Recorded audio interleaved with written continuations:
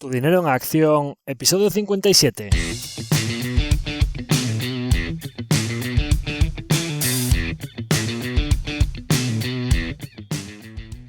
Hola, soy Javier Acción, asesor financiero independiente autorizado y registrado en la Comisión Nacional del Mercado de Valores con el número 149 y asesor del fondo de inversión Acción Global. Te doy la bienvenida a Tu dinero en acción, tu podcast de inversión, donde hablaremos de manera sencilla y cercana de conceptos, métodos y alternativas para rentabilizar tus ahorros. Si te planteas sacarle partido a tus ahorros o quieres descubrir qué opciones te interesan más, te invito a quedarte para aprender sobre finanzas con un lenguaje directo y sin tecnicismos. Si tienes alguna pregunta, duda o sugerencia, puedes contactar con nosotros utilizando las distintas vías que encontrarás en nuestra página web www.accioninversiones.com.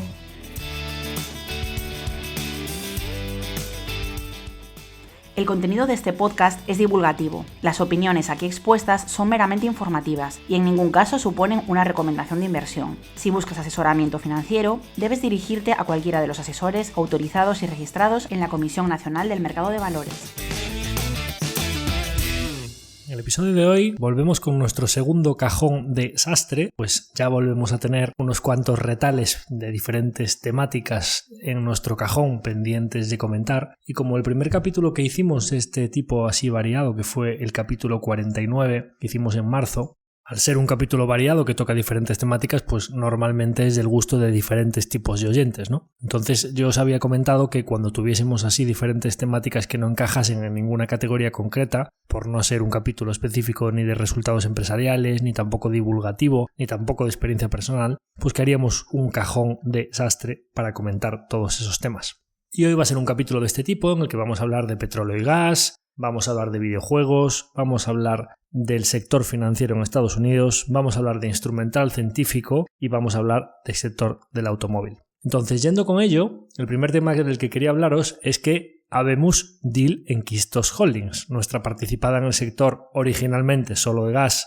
y ahora ya oil and gas, ha firmado su tercer acuerdo relevante desde que nosotros invertimos en la compañía a finales de 2020, siendo el primero de ellos en Holanda, el segundo en Reino Unido y ahora en el tercero nos vamos a Noruega.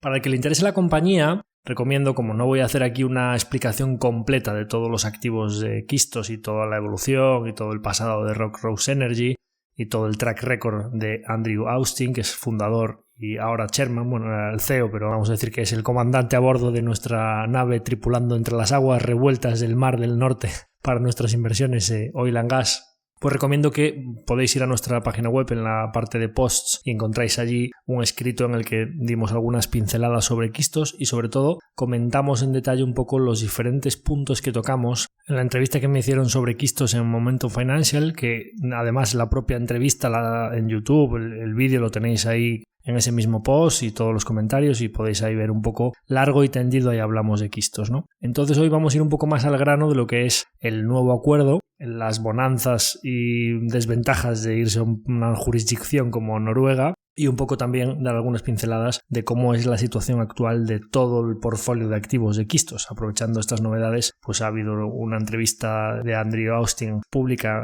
en un medio al que siempre acude después de cuando hay novedades, en el que ha comentado bastantes cosas que son interesantes sobre el resto de activos también. Entonces, ¿por qué Noruega? Bueno, básicamente Noruega pues porque Reino Unido y Holanda se han convertido en un infierno fiscal. El propio Andrew comenta en la entrevista que básicamente la situación impositiva, especialmente en Reino Unido, pero en general, cuando los precios se disparan es como tener un cap en el que cuando ganas mucho se lo llevan los gobiernos en impuestos y cuando baja y va mal y no ganas mucho pues no hay nada que llevarse, con lo cual tampoco participan ellos de las pérdidas, ¿no? Es como tener un cap a tus beneficios. Ya no solo es cuestión de que durante el COVID o posterior a COVID, con todos los precios disparados, han establecido un sistema impositivo que básicamente toda la opcionalidad de tener grandes beneficios hacia arriba se la llevan los gobiernos, sino es la falta de estabilidad en cuanto a que, por ejemplo, pues especialmente en Reino Unido han modificado las leyes de manera muy agresiva en contra de las compañías gasísticas y petroleras, pero es que además, en base a las últimas declaraciones no del partido que está en el gobierno, sino del partido que está en la oposición y que podría ser que llegase al gobierno en las próximas elecciones,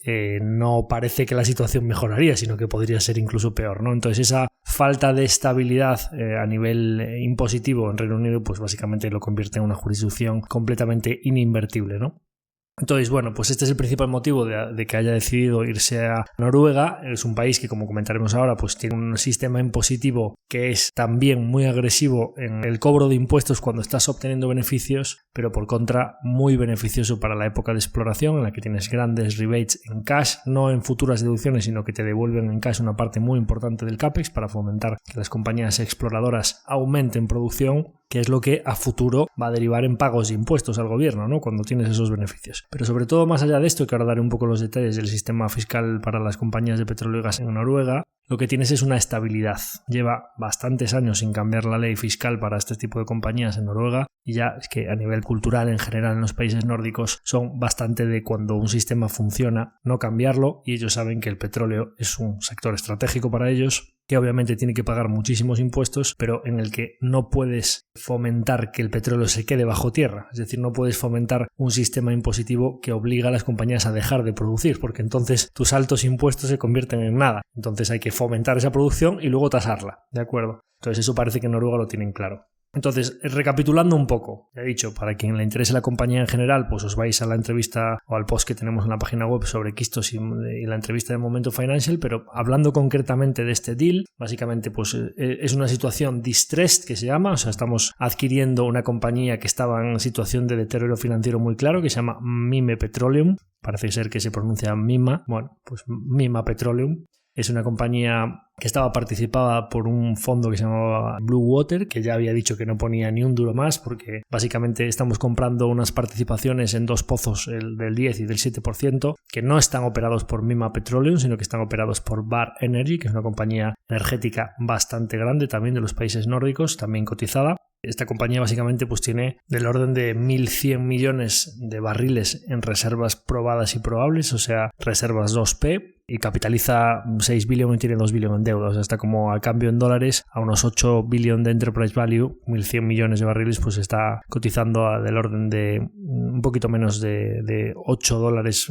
por barril de reservas ya probadas, ¿no? Entonces, bueno, pues Austin, una de las cosas que argumenta es que esto se adquiere barato porque los términos del acuerdo, sin entrar en los mínimos detalles, hay unos pagos con warrants, con una dilución muy escasa para nosotros como accionistas y con un strike bastante elevado frente a lo que está ahora mismo en la cotización, y luego pues hay básicamente una asunción de deuda y una serie de pagos contingentes, ¿no? Pues oye, pues me quedo con la deuda de la compañía que estaba bajo estrés financiero, que tenía sus bonos cotizando. Había bonos perpetuos al año 2083 que estaban cotizando al 10% de su nominal, ¿no? O sea, de hecho en Bloomberg salía tires del 120% y cosas así. Es decir, estaban en una situación de distrés en las que el mercado ya daba por hecho que esos bonos no iban a cobrar absolutamente nada. Los bonos más senior estaban cotizando del orden del 60%. Hablamos de bonos que tenían cupones del 10, 12, 13%, que cotizando al 60%, pues os hacéis una idea que estaban con tires superiores al 20%, ¿no? Entonces, básicamente lo que se hace es que se reestructura toda la deuda, de manera que efectivamente los bonos perpetuos se quedan ahí como contingentes que pueden ir cobrando en especie a través de nuevos bonos, pero si todo va bien, pero prácticamente pierden el total del capital invertido.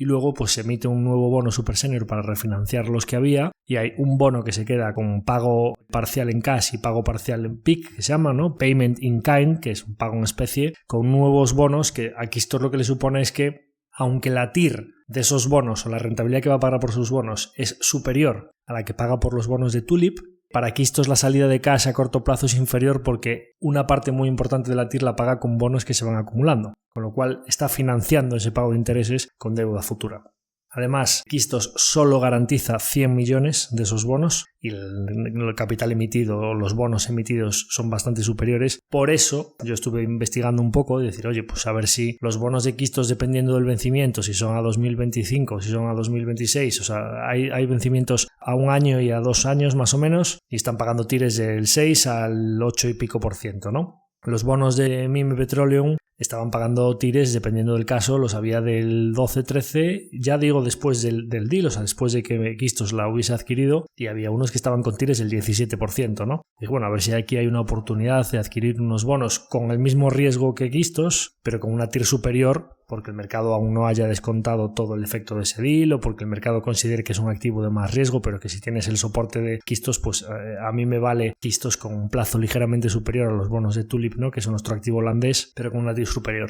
Bueno, el mercado lógicamente de renta fija es, si cabe, más eficiente que el de renta variable y obviamente estaban cotizando con esa TIR, ya anticipo, porque tienen un riesgo notablemente superior al de Quistos. ¿Por qué? Bueno, pues porque de toda la emisión Quistos solo garantiza 100 millones y además pues no todo el pago es en cash, como sí que es en el caso de Quistos, sino que te van pagando con nuevos bonos y si el activo a futuro termina teniendo problemas y la garantía de Quistos no cubre, muchos de esos bonos que puedes haber tenido acumulados o los vas vendiendo a mercado o puede ser que puedas llegar a tener un impago a futuro en parte de esos bonos si el activo tiene problemas, ¿no? Entonces, bueno, pues una situación de distress que estaba muy infravalorada precisamente porque había tenido problemas, porque básicamente los pozos que están comprando ya tienen hecho el drill, pero hay un FPSO que es un activo, un barco muy grande que es el que se pone encima de los pozos para extraer todo ese oil y procesarlo para luego llevarlo a la costa. Y básicamente pues la construcción de ese barco tenía un capex brutal que se ya ha retrasado muchísimo y que ha tenido problemas y ha costado más de lo que se pensaba y ha tardado mucho más tiempo en construirse.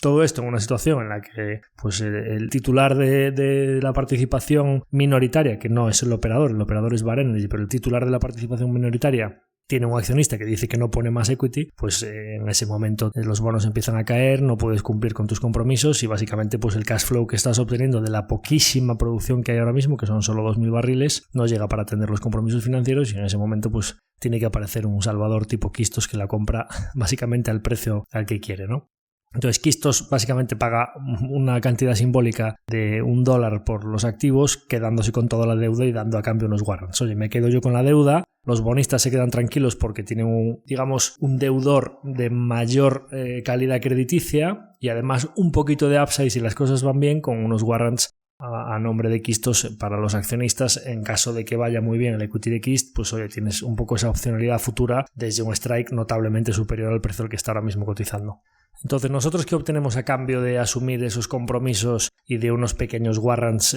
con una mínima dilución en caso de que la acción de Quistos llegue a estar por encima del strike? Pues obtenemos 2.000 barriles al día ya de inmediato, que es lo que está produciendo ahora mismo nuestro porcentaje de participación en los pozos operados por Vår Energi. Y a finales de 2024, principios de 2025, es cuando entra en producción el activo principal que se llama Balder X Project, que es donde se va a poner encima el FPSO a producir y que nos llevará la producción total a unos 15.000 barriles. Es importante decir que los 15.000 barriles ya incluyen la producción actual de Quistos en los activos de Tulip, que son Holanda, y en los activos de GLA, que son en Reino Unido. Y además es que especifican que en el año 2023, es decir, ahora mismo, contando con los 2.000 barriles que nos entran de la nueva adquisición, la producción total estimada para este ejercicio será de entre 8,5 y 10,5 mil barriles de oil equivalent BOEs por día en el conjunto del grupo ya después de la adquisición. Vamos a dejarlo eso ahí en un cajón porque vamos a dejarlo ahí un poquito en las luces y sombras, en este caso de sombras, un poco de la comunicación de lo que está pasando con el resto de activos de Quistos, ¿no? Pero en general, pues vamos a poner a medio de horquilla entre 8,5 y 10,5, vamos a poner unos 9.000 barriles ahora mismo, diarios, que serán cuando entre el activo principal,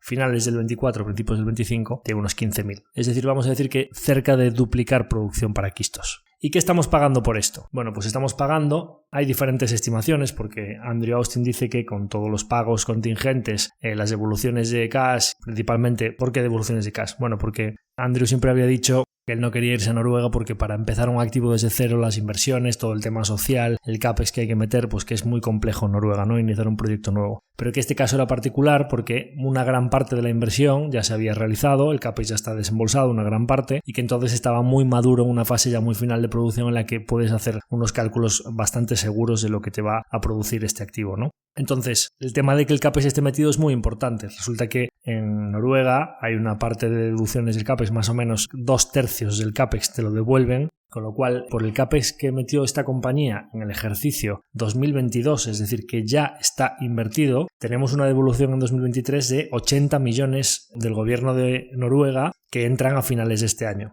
Y por el CAPEX que tiene que meter Quistos, o en este caso pues Mime Petroleum, a lo largo de este año, el año que viene nos hacen otra devolución. Con lo cual, Aquí el tema del CAPEX y de los rebates es bastante relevante, ¿no? Es verdad que después para que, a cambio, cuando entres en producción, en Noruega tenemos una tasa impositiva del 78%. O sea, de cada 100 euros que produzcamos aquí, 78 se los lleva el gobierno holandés. Pero tú te estás llevando 22 de una producción en la que 2/3 partes de lo que te costó desarrollarlo te lo pagó el gobierno holandés, con lo cual básicamente un CAPEX mucho más reducido de lo que sería un pozo normal a cambio de que tu socio en taxes se lleva pues casi el 80% a través de impuestos, ¿no? Pero con una estabilidad fiscal, es decir, sabiendo que eso es lo que hay, que lleva siendo así durante mucho tiempo. Entonces, si tenemos en cuenta todos estos rebates, lo que le tienen que devolver por el CAPEX que ya desembolsó a Mime Petroleum y los pagos contingentes y demás, básicamente Austin dice que este activo nos está costando 111 millones, que es un poco el total de la deuda en el que Mime, pues Quistos, se tiene que subrogar, ¿no?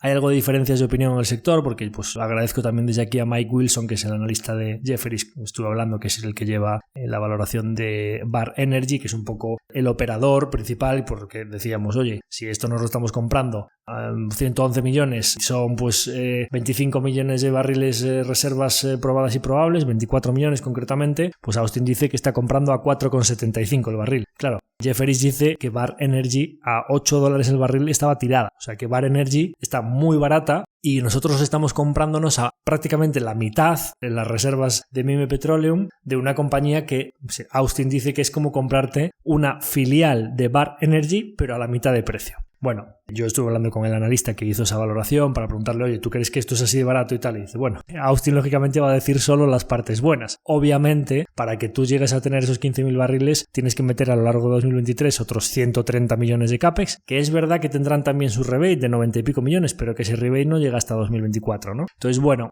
hay que contar también un poco los warrants que les has dado, que aunque sean a un strike superior, tienen una valoración presente, es decir, eso supone un dinero que les estás dando porque esos warrants tienen un valor, pues que está estimado en el entorno de los 26 millones de dólares más o menos. Si tú coges el strike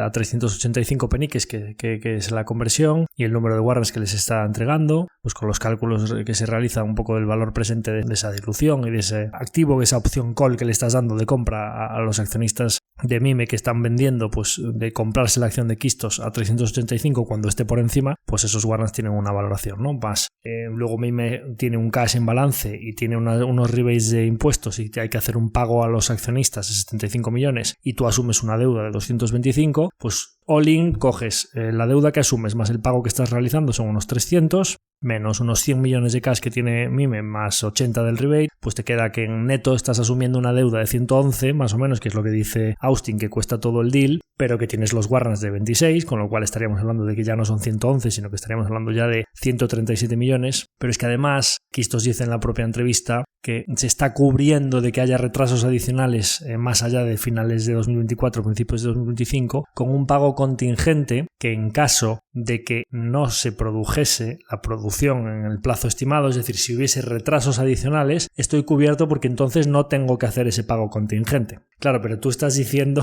que es como un poco, y ahora hablaremos de toda la gestión de la información de Austin, de por qué es tan bueno generando valor, pero también gestionando la información para que su coste de capital a través de su equity no le suba, ¿no? Es decir, gestionando un poco lo que dice y cuándo lo dice. Tú estás diciendo que el deal te cuesta 111, no que de los 45 del pago contingente no estás hablando. Si no hablas de eso es porque asumes que no lo vas a tener que pagar, es decir, estás asumiendo que va a haber retrasos, ¿no? Y bueno, pues esto se relaciona un poco con todo el track record de Vår Energi como operador, que está bastante mal considerado y que ha habido pues no solo los retrasos y los sobrecostes, sino que ha habido problemas en este activo y es probable que lo siga habiendo. Es decir, el riesgo aquí del operador es elevado. Siendo el riesgo del operador elevado, Austin nos viene a querer decir que si no tiene que hacer ese pago contingente es porque hay retrasos. Pero si todo va bien y no hay más retrasos, entonces vas a tener que hacer ese pago contingente a los bonistas, que son 45 millones. Con lo cual ya estaríamos hablando que 111 más los warrants más el pago contingente, estaríamos ya no en 111 sino en 182. Yo aquí es donde me quedaría, porque el analista de Jefferies, para justificar su valoración de Vår Energi, que si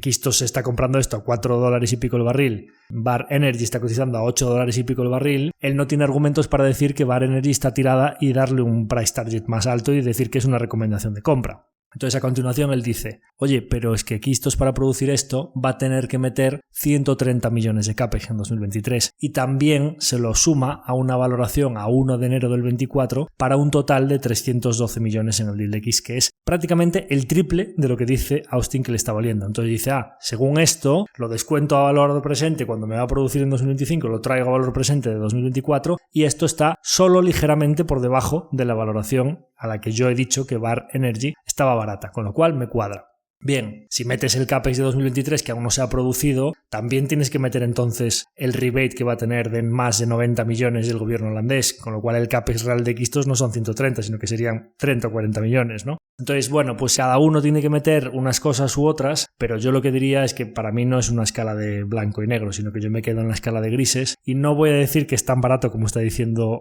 Austin, pero tampoco tan caro como está diciendo que es el analista de Jefferies que intenta justificar su valoración de la matriz para entender por qué se vende una filial o una pata de Vår Energi mucho más barata, como dice Austin, ¿no? Importante decir aquí, que lo cuento también en la entrevista a Austin, que según la jurisdicción noruega, el operador no puede tener el 100% de una licencia. Este es el motivo principal de que la propia Vår Energi no haya podido ser un candidato o un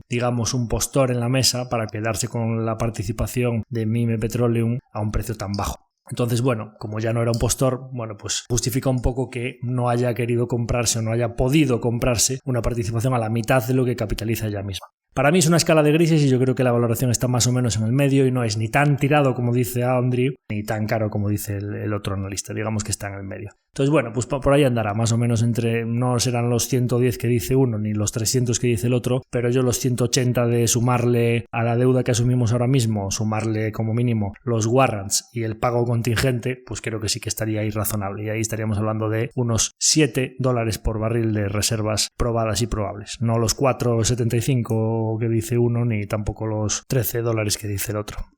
Entonces, todo esto, yo soy un poco mis impresiones aquí. En primer lugar, decir que a mí el hecho de que Austin se ponga a hacer ahora distress debt, porque esto no deja de ser una situación bastante especial, me parece especialmente atractivo en un entorno en el que las aguas están muy revueltas, en el que no tengo visión sobre lo que va a hacer el barril de petróleo y lo que va a hacer el gas. Parece que recientemente fuertes correcciones, pero ya veremos qué pasa cuando se acerque el invierno que viene, y en el que pues tiene sentido intentar obtener TIR, intentar generar interés compuesto, hacer una bola de nieve de una manera bastante descorrelacionada a lo que haga el resto del sector y hacer distress debt, digo deuda estresada porque al final pues aquí estás asumiendo una deuda para conseguir un activo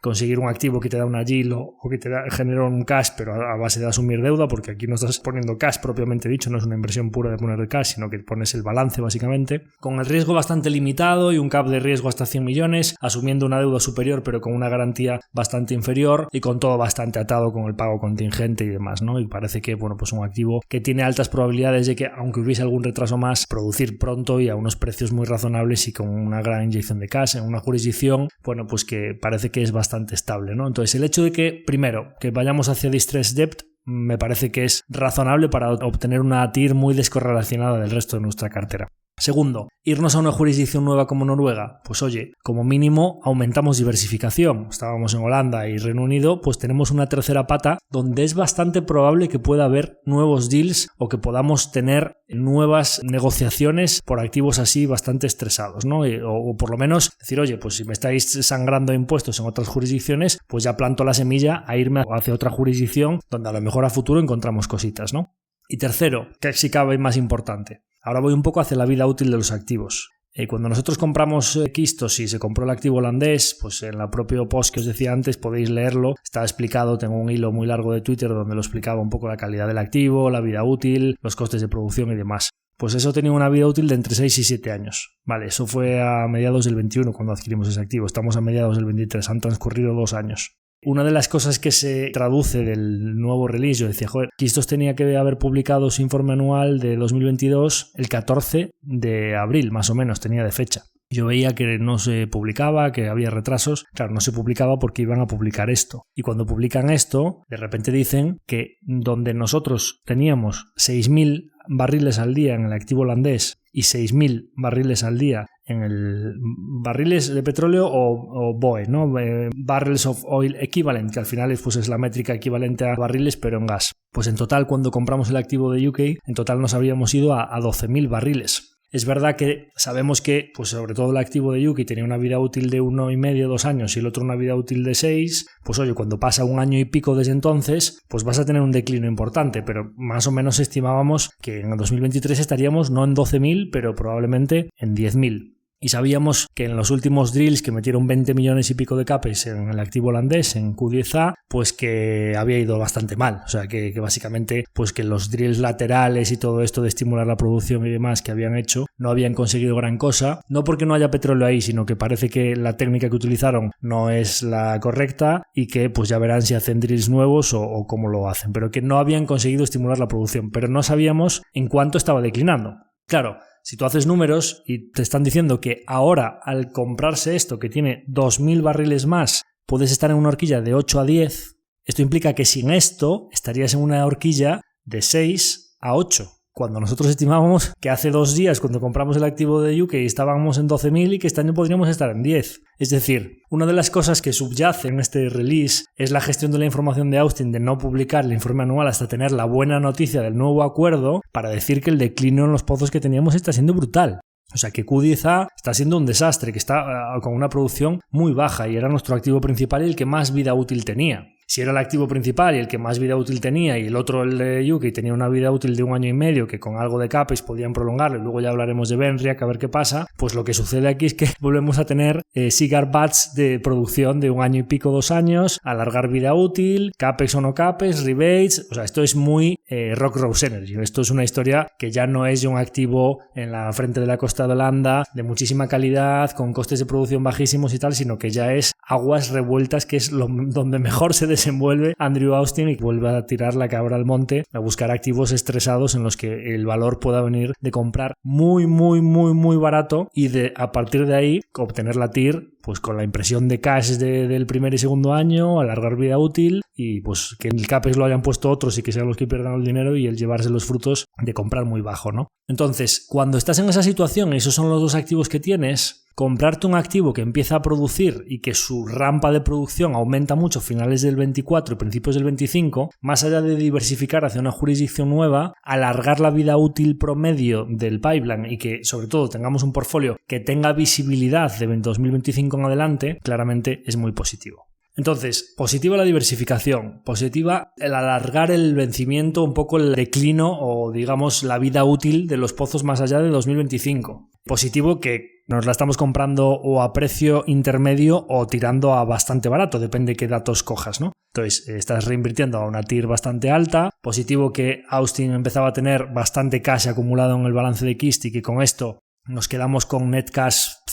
entre 0 y 5 millones. Si coges el pago de impuestos o el rebate de impuestos de finales de año, nos pondríamos en 80 millones de net cash. Pues oye, que hayas podido tan pronto reinvertir en un activo nuevo y no tengas que estar empezando a pensar en que si devuelves dinero a los accionistas, pagas dividendos o recompras acciones, pues parece interesante. Cosas negativas o un poco más allá las sombras de lo que veo, pues esa gestión de la información en cuanto a que pues teníamos un declino muy importante y que nuestro activo principal está teniendo problemas bastante serios a nivel de producción y que luego pues en la entrevista siempre tenemos los if, ¿no? Los tiros al aire de y si sale Benriac, que es activo gigante de posible producción a futuro en Reino Unido, o si sale Orion, que es el oil de la parte holandesa, pues solo eso ya vale más que todo Kistos y eso sería pues como una opcionalidad brutal, ¿no? Bueno, claramente en la entrevista Austin reconoce que Benriac podría llegar a ser un activo emocionante que irá viniendo poco a poco y ya veremos si sale o no sale, pero es que Orion ni lo menciona. ¿Y por qué no lo menciona? Bueno, pues porque Holanda lleva sin conceder licencias para oil desde antes del COVID. O sea, las probabilidades de que nos quedemos sin ese activo o de que haya cualquier problema con la infraestructura que tiene que pasar por la central P15 de TACA o que básicamente todos los barriles de oil que hay en Orion, que es verdad que nosotros no lo contábamos en la valoración, pero era un if o un potencial oculto muy elevado. Y es que no ha dicho absolutamente nada de ese activo en toda la entrevista, con lo cual existe la posibilidad de que ese activo podamos ir asumiendo que es bastante poco probable que saquemos algo de ahí, ¿no? Entonces, entre que esas opcionalidades están un poco cuestionables en cuestión, ya veremos qué pasa con Benriac, ¿no? Que la vida útil de los activos que tenemos es corta y que están habiendo mucho declino y que ya se está teniendo que meter en distress debt en países en los que hay 80% de taxes, pues oye, a ver qué pasa, ¿no? Puede haber algún otro deal. La verdad es que en la entrevista se le intuye como que dice que su situación financiera ideal no es tener net cash como tiene ahora mismo, e incluso después del deal queda una situación en la que parece que para maximizar el retorno para los accionistas debería tener algo de deuda neta y que entonces pues que si no encuentra deal, pues lleva 2 años y medio, lleva 3 deals, pues no creo que la gente se pueda quejar, ¿no? Está a más de un deal por año, pero que se intuye un poco de sus palabras que o tiene algún otro deal a punto de salir y dice, pues sí,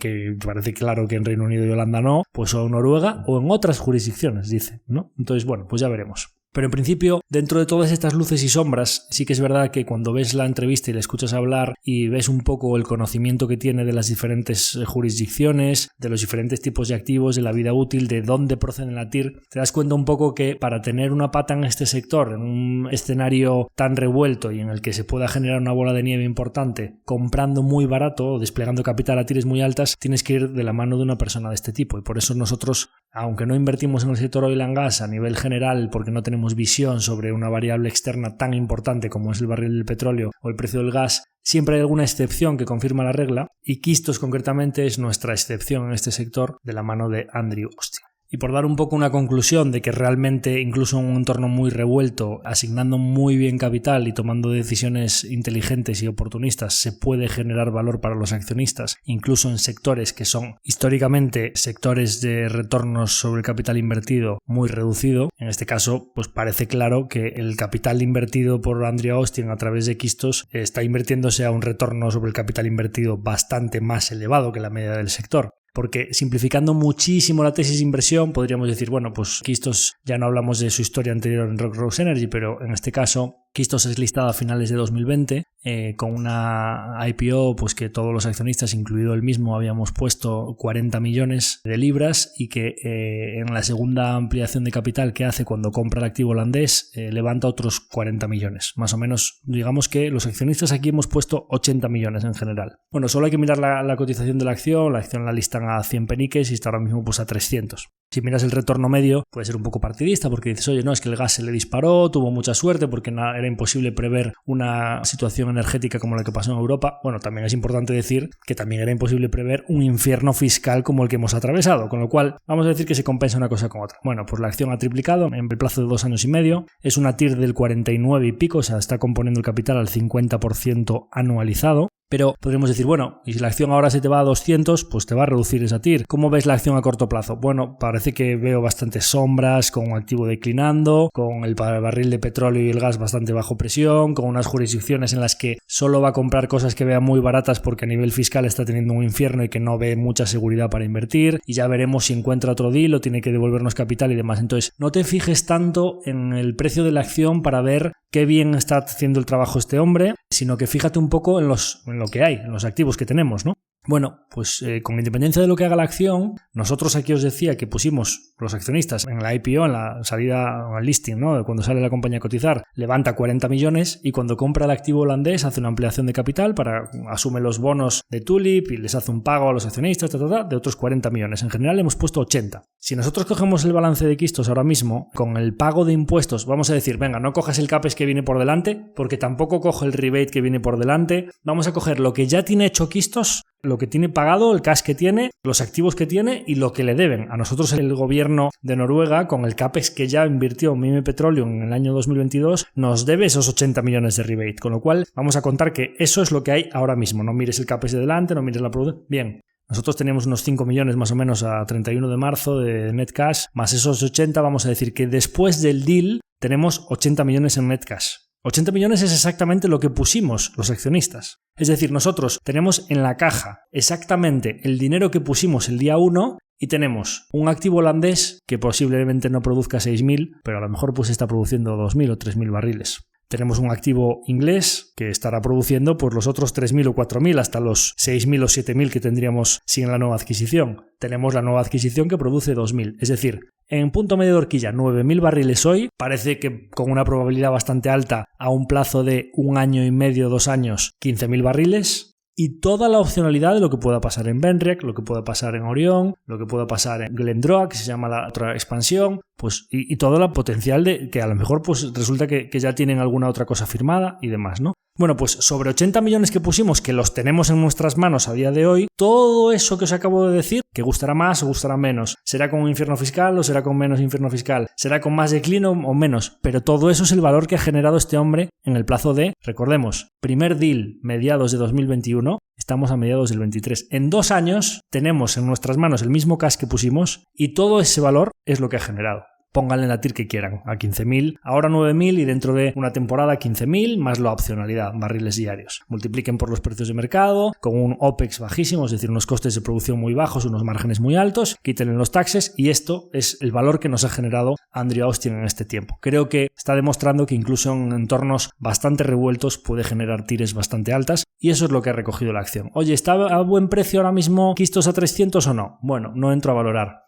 Tengo aquí un informe de Berenberg que dice que Kistos, antes del deal, antes de la compra de Mimi Petroleum, vale 600 peniques por acción, es decir, el doble de lo que cotiza ahora mismo. Nos vamos al informe y nos encontramos con que los activos previos a esta adquisición los está valorando con una tasa de descuento del 10%, tampoco entro a valorar si es razonable o no, pero es que los bonos de Kistos están cotizando con una TIR del 6 en un caso y del 8 en el siguiente. Vencimientos a 2 y 4 años, vamos a poner más o menos, ¿no? El equity de Kistos es perpetuo, obviamente, pero con la deuda al 6 y al 8% probablemente no sea un 20% la tasa de descuento que hay que aplicarle al equity de Kistos para que te den una valoración de 300. Quiero decir, ¿por qué digo el 20%? Porque si Berenberg está valorando el equity de Kist en 600 peniques con una tasa de descuento del 10, implícitamente, con este sistema de valoración que ellos utilizan con las acciones en mercado a 300, que es la mitad, implícitamente el mercado le está exigiendo una TIR del 20% a los activos de Kistos. Si es razonable o no, no entro a valorarlo, pero esto era pre-deal de Mimi Petroleum,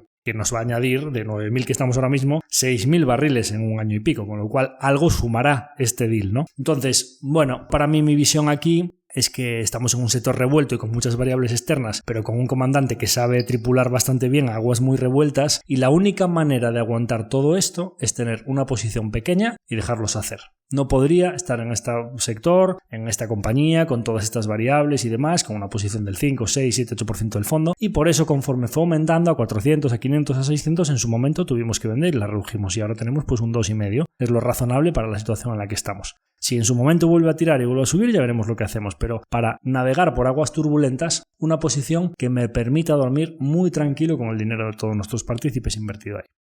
El segundo tema del que quería hablaros hoy son las ventas de Dead Island 2, que es el videojuego AAA que ha sacado recientemente Embracer, nuestra participada. El día 21 de abril la presentó y bueno, pues os había comentado que parece que las valoraciones de la crítica pues venían razonablemente bien, pero que lo que venía muy bien eran los comentarios de los fans, de la audiencia, ¿no? Que era una saga que pues habían sacado un tráiler en 2014, que había hecho muchísimo ruido y que llevaba pues desde entonces retrasándose y cambiándose de diferentes estudios, lo cual pues suele tener un riesgo importante de que el juego salga mal. Era un juego muy esperado, pero que conforme fueron saliendo los diferentes trailers y los diferentes gameplays donde se empezaba a ver ya un poco el juego, los usuarios o los fans de la saga estaban poniendo en redes comentarios muy positivos, que les gustaba muchísimo lo que estaban haciendo, que les parecía súper atractivo y súper entretenido todo el sistema de matar zombies y como todos los gráficos que habían puesto en Los Ángeles y demás, ¿no? Bueno, pues la verdad es que a diferencia un poco de lo que esperaba el mercado cuando vio las críticas y sobre todo después de lo que había pasado con Saints Row, que estaba muy escéptico con los lanzamientos AAA, a nosotros nos parecía que este lanzamiento podía salir muy bien y tal cual, ¿no? O sea, parece que se está vendiendo como pan caliente. La primera semana, al cabo de 3 días, ya publicó el estudio que lo desarrolla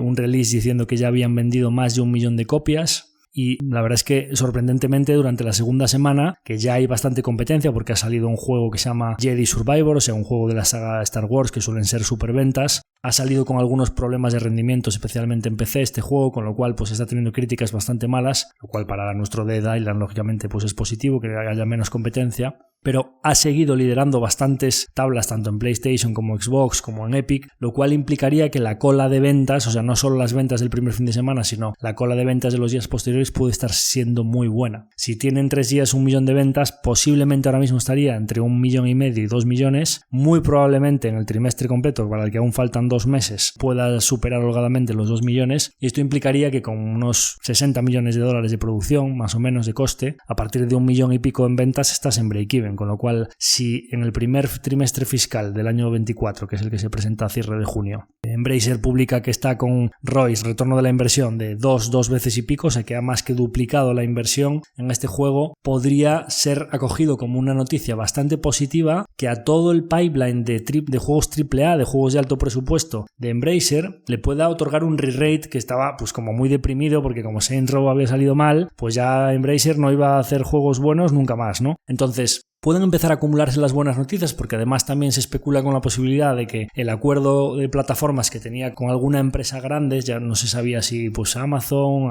Microsoft, Epic o Netflix, como con Epic ya hace tantos acuerdos y con Amazon acaba de firmar algo y parece que Netflix está haciendo cositas para juegos así más tipo móvil y pequeñitos, no parece que Embracer sea un claro candidato para hacer nada con ellos, parece que es muy claro el candidato puede ser Microsoft, ¿no? Y resulta que Embracer no tenía mucho sentido, el mercado estaba especulando con, oye, ¿por qué daban tan por hecho el acuerdo? Y de repente pues no lo presentan, se retrasa y le castigaron mucho la acción, ¿no? Bueno, se especula con la posibilidad de que en general, como Microsoft está en medio de su acuerdo con Activision Blizzard y el regulador de Reino Unido lo ha bloqueado, parece que podría suceder que Microsoft no estuviese en el momento ideal para sacar a relucir un acuerdo de exclusividad con ninguna plataforma, cuando precisamente lo que tiene que mostrar es pues más plataforma abierta, voy a seguir poniendo todos mis juegos en todas las plataformas, no voy a cerrarme y no voy a fomentar que haya un monopolio en el sector, sino que lo que me interesa es más mantener el status quo, digamos, o de poder compartir y de que mis juegos estén, pues el Call of Duty no lo voy a sacar de PlayStation, no lo voy a meter solo en Xbox, sino que lo voy a poner en todas las plataformas, y en este escenario estar haciendo acuerdos de exclusividad con Embracer pues no sería demasiado positivo para ellos. Podría ser que tengan algo firmado y que sea con Microsoft y que por eso sea el motivo por el que lo estén retrasando.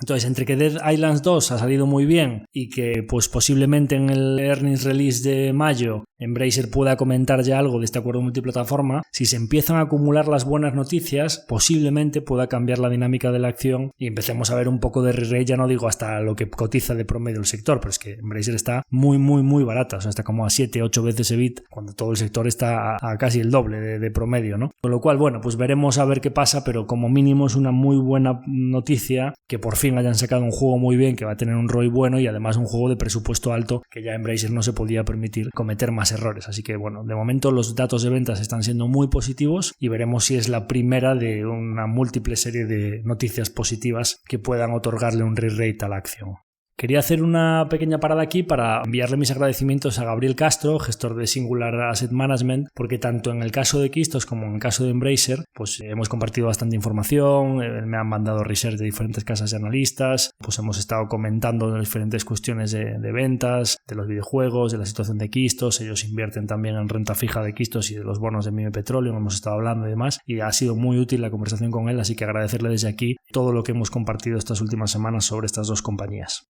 Cambiando completamente de tercio, nos vamos al sector financiero americano. Resulta que, bueno, aquí en su momento ya estuvimos hablando específicamente de la quiebra de Silicon Valley Bank, todo aquel banco que financiaba las startups y el sector tecnológico en California, y también de la quiebra más pequeñita de Singular, y luego lo que pasó aquí en Europa en Credit Suisse. Parecía que se habían calmado las aguas y que el regulador, el Fondo de Garantía de Depósitos y la Reserva Federal habían conseguido calmar las aguas de las tempestades en el sector y la desconfianza de los depositantes que estaban retirando el dinero, pero pues estamos teniendo nuevos capítulos. Este mismo fin de semana veíamos como First Republic Bank, que además es un banco considerado de alta calidad y para clientes de rentas altas, veía cómo se empezaban a ir sus depósitos en masa. Ya en el mes de marzo tuvieron 100 billones de retiradas de depósitos, que es una barbaridad, era prácticamente la mitad de sus activos, lo cual pues lo sometía a una presión de balance brutal y a una situación de tensión de liquidez muy fuerte. Las acciones ya veían cayendo muy fuerte durante todas estas últimas semanas y pues definitivamente pues la intervención ha llegado a lo largo del fin de semana y le han vendido un poco a la europea con lo de Credit Suisse y UBS, le han invitado a comprar a JP Morgan los activos de First Republic Bank. Al día siguiente estaban abriendo las oficinas de First Republic, estaban abriendo como oficinas de JP Morgan y pues con los depósitos garantizados y la gran mayoría de un poco los activos buenos, digamos, de First Republic Bank pasan a nombre de JP Morgan, pero como sucedió con los anteriores, los accionistas y los bonistas perdiendo toda su inversión. Claro, pues las reacciones no se han hecho esperar, ¿no? Porque pues ahora mismo tengo aquí delante la cotización del mercado. Yo veía un poco estos días diciendo, oye, pero con lo que está pasando en la banca americana, ¿cómo puede estar el VIX en 16 y todo el mercado tan tranquilo? Bueno, pues duró 2 días la tranquilidad, ¿no? Está ahora mismo, tengo aquí delante PacWest, que son pues los siguientes bancos regionales, ¿no? PacWest, Western Alliance, Zions, Comerica. Bueno, pues tengo aquí delante menos 25%, menos 12%, menos 17%, menos 9%. Es decir, un terremoto financiero. Parece que los movimientos tectónicos en el sector, después de lo de First Republic Bank, están continuando. Entonces, ¿esto a qué nos lleva? Bueno, nosotros no tenemos inversiones en el sector financiero. En general, parece que con lo que está sucediendo en el sector financiero en Estados Unidos, pues que esté hoy el Standard & Poor's y el Dow Jones menos 1%, el Nasdaq menos 0,80%, pues oye, nos da un poco una idea de, no sé hasta qué punto el mercado puede creer que puede haber un contagio sistémico aquí o que simplemente está mirando hacia otro lado. También lo hilo un poco con lo que comentaba siempre de que realmente la reacción del mercado en cuanto al impacto en las compañías tecnológicas lo vimos en 2022. Y claro, el mercado lo que está viendo es que puede salvar una entidad, puede salvar a otra entidad. Salvar no, bueno, en este caso, intervención o quiebra para los accionistas, salvar a los depositantes. Pero en algún momento el Fondo de Garantía de Depósitos y la Reserva Federal tendrán que hacer algo que afecte a todo el sector. Porque si ya llevas 3 entidades y ahora pues puede caer la siguiente por orden de reembolsos de depósitos, pues como os decía aquí, pues PacWest y todas estas, o Western Alliance, pues si vuelve a caer otra, en algún momento tendrás que decir que todos los depósitos están a salvo o dar una línea de liquidez enorme a todas las entidades, ¿no? Entonces, esto el mercado lo está priceando claramente como que viene chorrazo de liquidez o que viene un nuevo QE o que claramente todo esto son las consecuencias de una subida de tipos muy abrupta y en muy poco tiempo. Es decir, que la subida de tipos de 0 al 5 en tan poco tiempo no ha sido gratis. Y todo esto en una situación en la que teóricamente el sector financiero se beneficia claramente de que suban los tipos de interés. Ya vemos que claramente sus activos se benefician, pero sus pasivos, por decirlo de alguna manera, oye, sí, se te benefician tus créditos, pero primero, tu pasivo, tu coste de fondeo, te va a costar muchísimo más financiarte. Entonces, pues te va a ver a qué precio vendes el dinero cuando cada vez te cuesta más pedirlo prestado también como entidad, ¿no? Y segundo, sí, para los créditos que tú tienes en tu activo, que los entregues a un precio más alto, es beneficioso. Pero para tu cartera de renta fija que tenías ya comprada cuando los tipos estaban al 0, esas pérdidas pueden ser superiores que el beneficio de prestar el dinero más alto. No sé si me explico, lo que hablamos un poco aquí en la quiebra de Silicon Valley Bank, ¿no? Que la cartera de renta fija de las entidades financieras, y no solo hablamos de los bancos, sino también de las aseguradoras, sufre enormes pérdidas cuando los tipos suben tan rápido, ¿no? Entonces, bueno, pues todo esto, o sea, abondando más en que todo el tema de la política cero y de los tipos, todos los excesos de los últimos años, parece muy claro que no están siendo gratis, ¿no? Entonces, ¿cómo está reaccionando el mercado? Pues es que el mercado en general, las grandes compañías con todos estos bancos teniendo tantos problemas, no están cayendo demasiado el mercado. O sea, estamos viendo que el mercado parece que dando por descontada toda esta situación y que parece mirando un poco hacia adelante que puede venir recesión, sí que afectando claramente a banca y a energía, el petróleo cayendo con fuerza y en general las compañías cíclicas cayendo, pero las compañías no cíclicas que no dependen de todo esto mirando bastante hacia adelante y muchas compañías haciéndolo bien. Parece bastante claro que el mercado interpretando que va a venir un chorrazo de liquidez en forma de que dólar claramente cayendo. ¿Por qué? Pues porque parece que va a aumentar el número de dólares en circulación y que previsiblemente no van a poder subir más los tipos de interés, con lo cual más dólares en circulación, se frena la subida de tipos, dólar cayendo, que ya lo comentábamos en las últimas comunicaciones, que claramente a nosotros, como inversores en compañías en dólares, nos está perjudicando la evolución de la divisa. Pero a esas compañías que tienen negocios globales, un dólar más débil para sus beneficios, así como ahora están diciendo, no, porque como el dólar se ha fortalecido, mis beneficios en otras divisas son inferiores, claramente eso va a volver con un dólar más débil, ¿no? Es decir, eso nos va a beneficiar a nosotros como accionistas en nuestros EPS o nuestros beneficios de compañías globales. Y la segunda derivada es que chorrazo de liquidez, no suben más los tipos, está cayendo la TIRES de los bonos notablemente. El bono de 10 años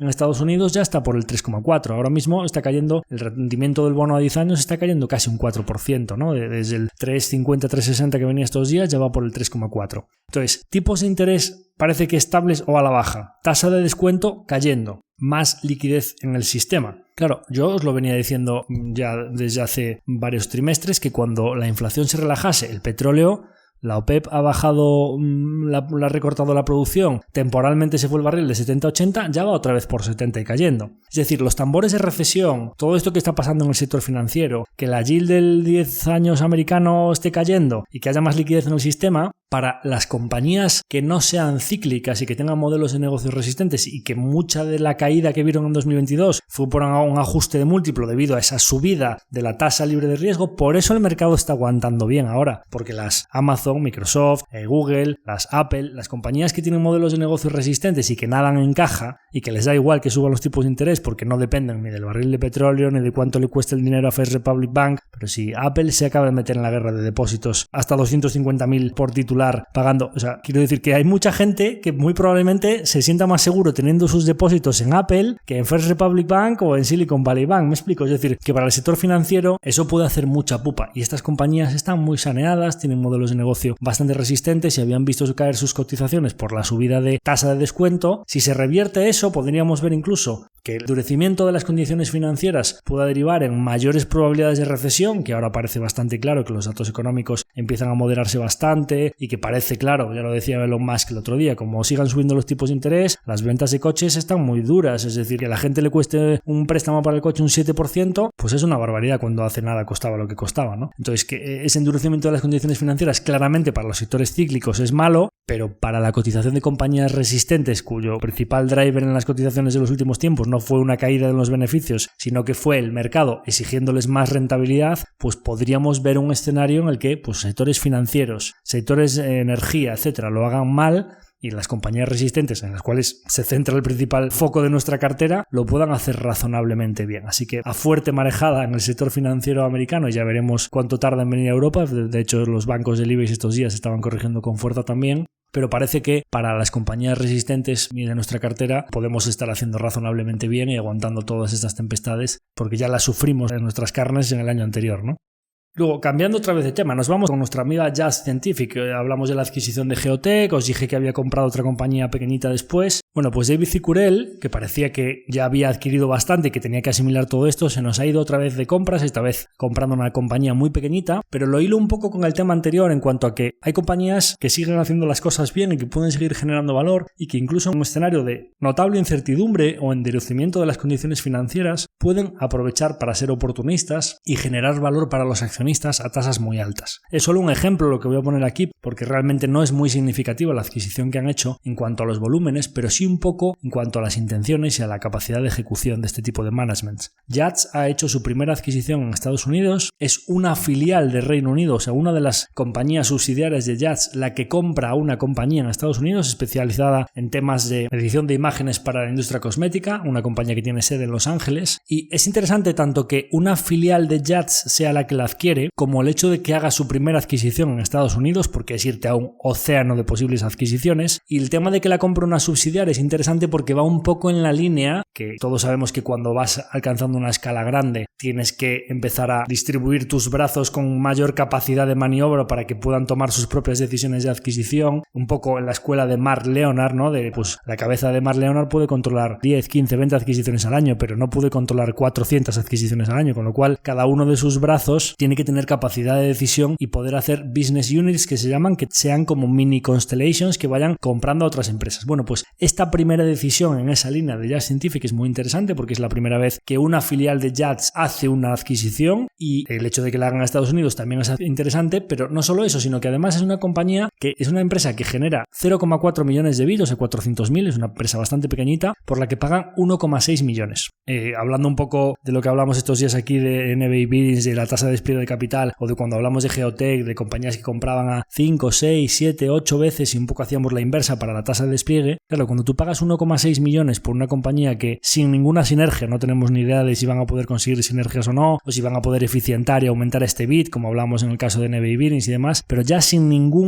eficientar absolutamente nada, tal y como está la compañía, 0,4 millones y por los que pagas 1,6, estamos hablando de que está pagando 4 veces EBIT, que es desplegar capital al 25% de retorno para el accionista. Sabemos que Just Scientific históricamente ha tenido unos orgánicos de en torno al 7%, con un COVID por medio, históricamente habían sido del 9%, pero recientemente con todo el COVID y tal, pues son del 7%. Claro, si tú despliegas capital al 25% más el 7% de orgánicos, por eso Jats lleva tanto tiempo haciendo una bola de nieve de más del 30%. Pero aquí yo me pregunto pregunto un poco, ¿cómo es posible que en un país como Estados Unidos, en el que todo esto del M&A, de los roll-ups y las compañías que compran otras compañías está tan establecido, está todo tan peinado, se pueda comprar una compañía a un múltiplo tan bajo cuando teóricamente en los países más mirados, Estados Unidos pues suele ser un país en el que los múltiplos suelen ser bastante más caros que en Europa? Ya no digamos que en países con el ciclo en contra como puede ser Reino Unido o Suecia, donde ahora hay múltiplos más baratos, ¿no? Pero en Estados Unidos por lo general siempre suele ser mucho más caro, con lo cual relativamente a lo que hay en el país, 4 veces EBIT en Estados Unidos es baratísimo, es tirado. Es que es mucho más barato que comprarte una compañía 4 veces en Reino Unido o Suecia, ¿no?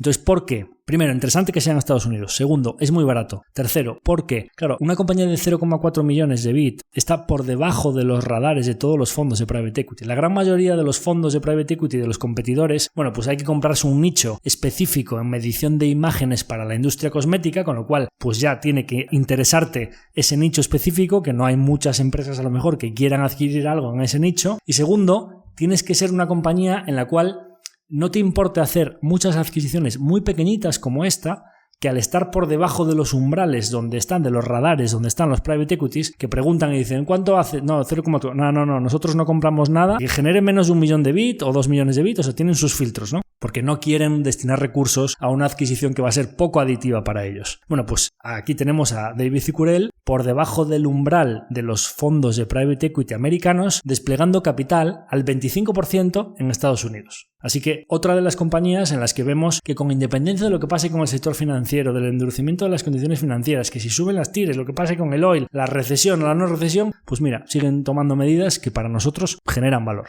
Y por último quería hablaros del sector del automóvil y un poco de los coletazos de las bajadas de precio que hizo Tesla, que como comentamos aquí en el capítulo del otro día, efectivamente pues ha impactado en sus márgenes. Y estos días hablando con varios compañeros me decían, joder, ¿cómo ves Tesla? Porque es verdad que le han caído los márgenes del 20 al 11, es mucha caída y el gross margin se le ha deteriorado, ¿no ves que esto puede haber una guerra de precios aquí que afecta al sector? Y obviamente pues yo preferiría que Tesla siguiese con unos márgenes altos y que vendiese la gran barbaridad de coches que ha vendido sin tener que haber bajado los precios. Pero esto tiene una segunda derivada. Nosotros hemos visto en las cuentas de Tesla cómo ha afectado a sus propios márgenes la bajada de precios. Pero lo que estábamos pendientes de ver era cómo afectaba al resto del sector. Porque claro, yo os dije que Tesla estaba vendiendo muchos coches y que el Model Y había sido el coche más vendido de Europa, etcétera, en una situación en la que el sector estaba con unos datos de ventas muy deprimidos y con fuertes problemas, que nadie se animaba a comprar coches de combustión, que los tipos de interés están más altos y que pues la gran mayoría de compañías están reportando datos de venta de bastante caída desde los máximos previos a COVID, ¿no? Bueno, pues recientemente es interesante ver las medidas que van tomando el resto de jugadores legacy, un poco el resto de jugadores OEM. Hace un par de semanas el CEO de Ford, que digamos que Ford podemos decir que es un jugador bastante relevante a nivel mundial, a nivel de automóviles, bueno, pues el CEO de Ford, Jim Farley, dijo hace un par de semanas que los recortes de precios en los coches de Tesla mostraban un desafío importante para la estrategia de producto de Tesla. Claro, pues tienes que bajar cuando Tesla lleva desde 2012 bajando los precios progresivamente conforme sus costes van cayendo. Y la competencia dice que, claro, pues que bajar los precios en el Tesla, pues que es un desafío para ellos,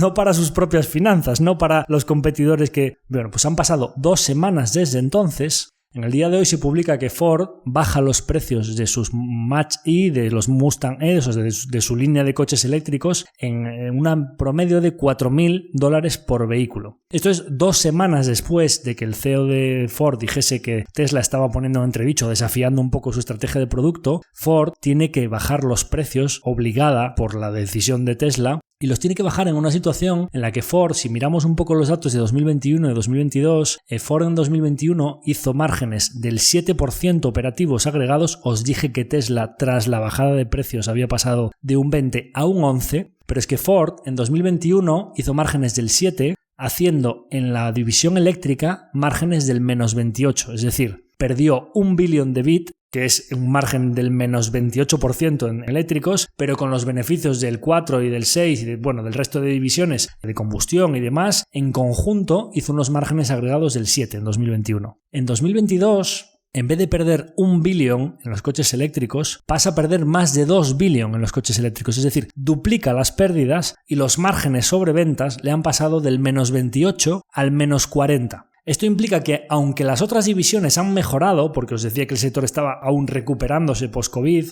los márgenes en agregado, como la división eléctrica cada vez pierde más, le pasan del 7 al 6,5%. Es decir, a Ford, como os decía el otro día a General Motors, aunque está vendiendo más, le están cayendo los márgenes precisamente porque en los eléctricos cada vez pierde más. Y en esa situación, Tesla coge y baja los precios y ellos primero dicen que es un error y a continuación dicen que también los bajan, todavía más en contra de estos márgenes que están muy deprimidos. Claro, esto se produce cuando Tesla acaba de publicar las ventas del primer trimestre de 2023 que ha alcanzado. Os decía, no, es que Tesla en el año 2022 ya tiene una cuota en coches eléctricos completamente eléctricos del 18%. Vale, con la medida que ha tomado en el primer trimestre, ahora ya han salido los datos de ventas de Tesla y de ventas del resto del sector, como ha deteriorado las ventas de los competidores para Tesla aumentar ventas, aunque las ha vendido a menor precio, la cuota de coche eléctrico en Tesla a nivel mundial es del 22% en el primer trimestre del 23, es decir, 4 o 5 puntos de expansión desde la que tuvo en el año 2022. En Estados Unidos, Tesla ha vendido 85.000 Model E en el trimestre, Ford ha vendido 5.000 Mach-E, que es su modelo más vendido del coche eléctrico. En esa situación en la que Tesla está devorando al mercado y con un margen EBIT de menos 40% de Ford, ahora después de ver lo que ha pasado en el trimestre, ahora ellos tienen que bajar los precios. Imaginaros lo que va a pasar con sus márgenes. Os dije que perdieron $1 billón en 2021, que perdieron $2 billion en 2022, están guiando en unas pérdidas operativas en la división de coches eléctricos de menos $3 billion para 2023 en Ford, que digamos que es uno de los jugadores que tiene una propuesta que el Mach-E está muy bien, o sea, es decir, los Mustang eléctricos de Tesla están muy bien dentro de lo que cabe a nivel de diseño, a nivel de autonomía, es uno de los que tiene una propuesta bastante seria. Esta es la situación del sector y esta es la situación por la que está atravesando la competencia cuando Tesla sacrifica